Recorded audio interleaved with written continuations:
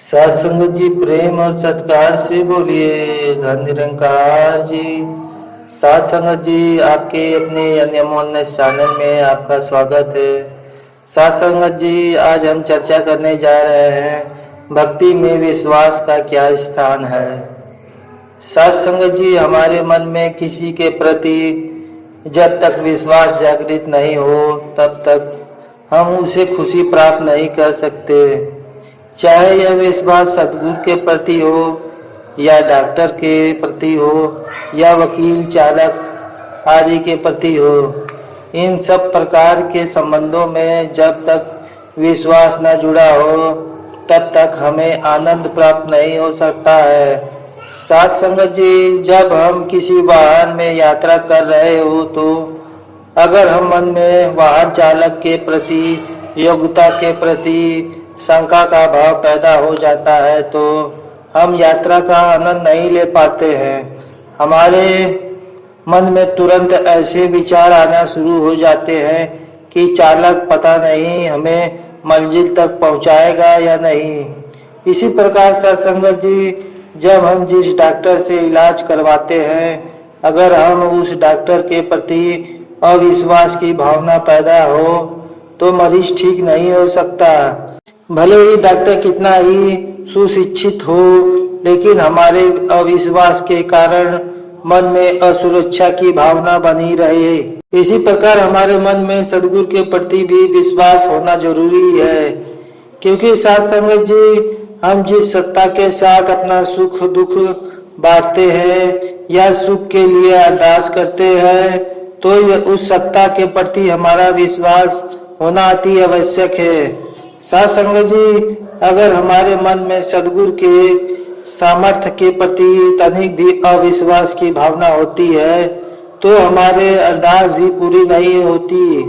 हमारे मन में यह विश्वास होना चाहिए कि जिस सत्ता के समक्ष मैं अरदास कर रहा हूँ उसके पास मेरी अरदास को पूरी करने का सामर्थ्य है या नहीं। इस अवस्था में कोई वजह शेष नहीं बचती साथ संगत जी कि हमारी अरदास पूरी ना हो। हमारे अविश्वास की भावना ही अरदास की पूर्ति का सबसे बड़ी रुकावट होती है।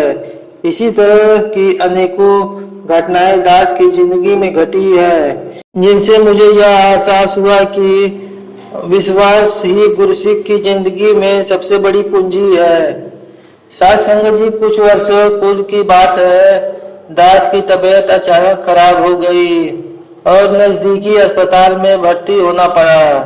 साथ संगत जी, 2-3 दिन अस्पताल में रहने के उपरांत जब घर आया तो बहुत परेशान था, क्योंकि बीमारी का पूरी तरह पता नहीं चल पाया। साथ संगत जी, शाम के समय बहुत परेशान हुआ तो पत्नी ने मेरी परेशानी देखी न गई और वह कहने लगी, चलो सत्संग भवन की ओर चलते हैं, किसी महात्मा से आशीर्वाद लेकर आते हैं। जैसे ही साथ संगत जी सत्संग भवन की ओर चले, सामने पूज्य भगत टोटूमल जी का घर नजर आया तो उनके घर जाकर बैठ गए। भगत जी दास की पत्नी को कहने लगे कि क्या बात है साथ संगत जी, आज आप बहुत परेशान नजर आ रहे हैं। इस पर वह कहने लगी, अगर मेरे पति परेशान है तो मैं कैसे खुश रह सकती हूँ। साथ संगत जी, यह कहकर उसने भगत जी की से पूरी बात बताई तो भगत जी सहज ही कहने लगे कि जाओ रसोई में से बर्तन उठाकर ले आओ और चरणामृत बनाओ। यह सुनकर दास ने श्रद्धा पूर्वक चरणामृत बनाया और उनके चरणों में नमस्कार की।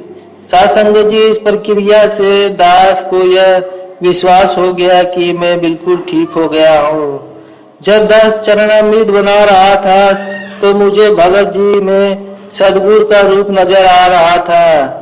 मन में वह विश्वास हो रहा था कि दास जिस महात्मा को अपनी बात सुना रहा है, इनमें मेरे दुख को हरने की सामर्थ्य है। साथ संगत जी, अगले ही दिन दास का डॉक्टर से मिलने का समय निर्धारित था। जब दास डॉक्टर के पास जा रहा था तो मन में विचार आ रहा था कि अब तो डॉक्टर के पास जाना महज एक औपचारिकता है। डॉक्टर ने पूरी तरह से मेरी स्वास्थ्य का निरीक्षण किया और कहने लगे कि आपको कोई बीमारी नहीं है, आप पूरी तरह स्वस्थ हो। डॉक्टर की यह बात सुनकर दास की आंखें नम हो गई और मन में यह विश्वास हो गया कि जब आशीर्वाद देने वाला और लेने वाला दोनों ही पूर्ण विश्वास से सद्गुरु का आधार मानते हैं तो यकीनन हमारे दुख दूर हो जाते हैं। साथ संगत जी, विश्वास के अभाव में हम आशीर्वाद को औपचारिकता अर्थात खोखला बना लेते हैं। इसके विपरीत जब विश्वास पहाड़ों की तरह मजबूत होता है तो सुख दुख हमें तंग नहीं कर सकते। साथ संगत जी, हमारे मन में विश्वास का भाव सदैव इस कदर होना चाहिए कि सद्गुरु हमेशा साथ है तथा यह कभी भी हमारा बुरा नहीं करता। साथ संगत जी, इस आशय का भी एक प्रसंग प्रस्तुत है। एक दिन दास अपने घर की तीसरी मंजिल पर खड़ा हुआ था। दास का बेटा जोर जोर से रो रहा था। उसे चुप करवाने के लिए मैंने डराने की कोशिश करते हुए कहा कि तुम चुप हो जाओ और नीचे की ओर हाथ करते हुए कहा कि मैं तुम्हें नीचे फेंक दूंगा। संगत जी, जब बच्चे को मैंने अपने हाथों से नीचे की तरफ इशारा किया तो बच्चा रोने के बजाय हंसने लगा।